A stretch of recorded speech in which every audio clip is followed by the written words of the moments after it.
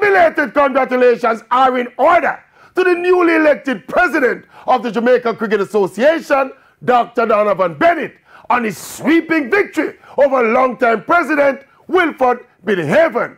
And just looking at the reaction across the Jamaican sporting spectrum, we're getting a sense that finally someone in authority and with power in Jamaican public life has been held accountable by his constituents. Billyhaven had been JCA president for the past decade, with a conspicuous decline in the profile, structure, and success of local cricket for at least the last 5 of those 10 years. This is about the 3rd or 4th challenge that Mr. Haven has faced, and he had seen them all off. This time, the cricket delegates told Billy in no uncertain terms, time come.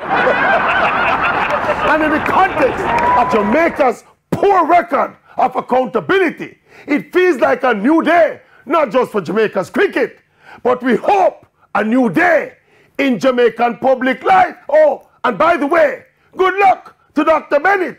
Both you and Jamaica's cricket gonna need it.